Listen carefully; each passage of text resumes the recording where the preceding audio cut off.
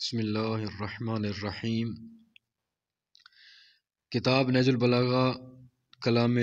امیر المومنین علی بن ابی طالب علیہ السلام، خطبہ نمبر 200۔ ومن کلام اللہ علیہ السلام روی عنہ انہ قالہ عند دفن سیدۃ نساء فاطمۃ علیہ السلام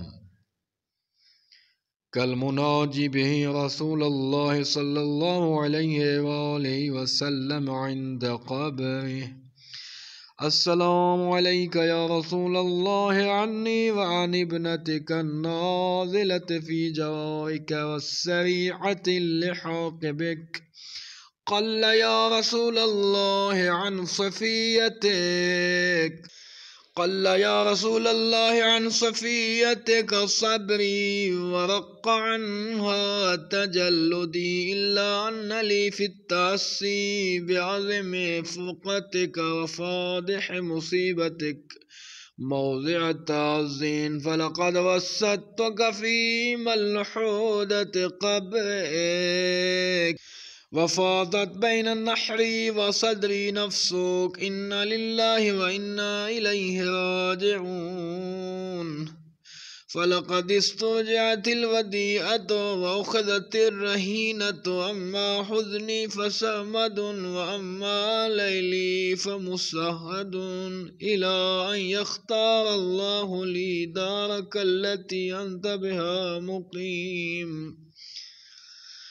وستنبئك ابنتك بتضافر أمتك على هضمها فأحفها السؤال واستخبرها الحال هذا ولم يطل العهد ولم يخل منك الذكر والسلام عليكما سلام مودع لا قال ولا سئيم فإن أنصرف فلا عن ملالة وإن أقم فلا عن سوء ظن بما وعد الله الصابرين۔ سیدۃ النساء حضرت فاطمہ سلام اللہ علیہ کے دفن کے موقع پر فرمایا، یا رسول اللہ، آپ کو میری جانب سے اور آپ کے پڑوس میں اترنے والی اور آپ سے جلد ملحق ہونے والی آپ کی بیٹی کی طرف سے سلام ہو۔ یا رسول اللہ، آپ کی برگزیدہ بیٹی کی رحلت سے میرا صبر جاتا رہا، میری ہمت و توانائی نے ساتھ چھوڑ دیا، لیکن آپ کی مفارقت کے حادثہ عظما اور آپ کی رحلت کے صدمہ جان پر صبر کر لینے کے بعد مجھے اس مصیبت پر بھی صبر کے باعث سے کام لینا پڑے گا،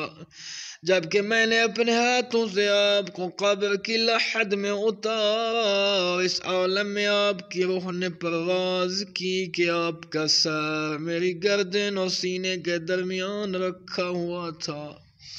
ان للہ و انا الیہ راجعون۔ اب یہ امانت پلٹا لی گئی، گروی رکھی ہوئی چیز چھڑا لی گئی، لیکن میرا غم بے پایاں، میری راتیں بے خواب رہیں گی، یہاں تک کہ خداوند عالم میرے لیے بھی اسی گھر کو منتخب کرے جس میں آپ رونق افروز ہیں۔ وہ وقت آ گیا ہے کہ آپ کی بیٹی آپ کو بتائیں کہ کس طرح آپ کی امت نے ان پر ظلم ڈھانے کے لیے ایکا کر لیا۔ آپ ان سے پورے طور پر پوچھیں اور تمام احوال و واردات دریافت کیجئے۔ یہ ساری مصیبتیں ان پر بیت گئیں، حالانکہ آپ کو گزرے ہوئے کچھ زیادہ عرصہ نہیں ہوا تھا، اور نہ آپ کے تذکروں سے زبانیں بند ہوئی تھی۔ آپ دونوں پر میرا سلام رخصتی ہو، نہ ایسا سلام جو کسی ملول و دل تنگ کی طرف سے ہوتا ہے۔ اب اگر اس جگہ سے پلٹ جاؤں تو اس لیے نہیں کہ آپ سے میرا دل بھر گیا ہے، اور اگر ٹھہرا رہوں تو اس لیے نہیں کہ میں اس وعدہ سے بدظن ہوں جو اللہ نے صبر کرنے والوں سے کیا ہے۔ جناب سیدہ اپنے بابا کے وفات کے بعد، اپنے بابا کی رحلت کے بعد 75 یا 95 دن دنیا میں زندہ رہیں، لیکن بابا کے جانے کے بعد امت نے رسول کی بیٹی کے ساتھ وہ سلوک کیا جو دشمنوں کے ساتھ بھی روا نہیں ہوتا۔ رسول اللہ کے جانے کے بعد یہ لوگ، یہ امتی، یہ صحابی رسول خدا کی میت کو بھول گئے۔ رحلت پیغمبر کے بعد اقتدار کی جنگ شروع ہو جاتی ہے۔ یہ لوگ در زہرا پر آ کر علی کو بلانے آتے ہیں، علی علیہ السلام کو اپنے گھر سے اس حالت میں گرفتار کر کے لے جاتے ہیں کہ مولا کے گلے میں رسیاں ڈال دیتے ہیں۔ قرآن پاک کہتا ہے جب کسی کے گھر پہ جاؤ تو وہاں داخل ہونے سے پہلے اجازت لے لو، اگر اجازت نہ ملے تو واپس پلٹ جاؤ۔ لیکن یہ امتی، یہ صحابی فاطمہ کے گھر پہ آتے ہیں، دھاوا بول دیتے ہیں، اندر آنے کی اجازت نہیں مانگتے، دروازہ بطول کو لکڑیوں سے جلا دیتے ہیں۔ دروازے کے پیچھے بنت رسول اللہ جاتی ہیں، دروازے کے گرنے کی وجہ سے حضرت سیدہ شدید زخمی ہو جاتی ہیں، لیکن اس کے باوجود بھی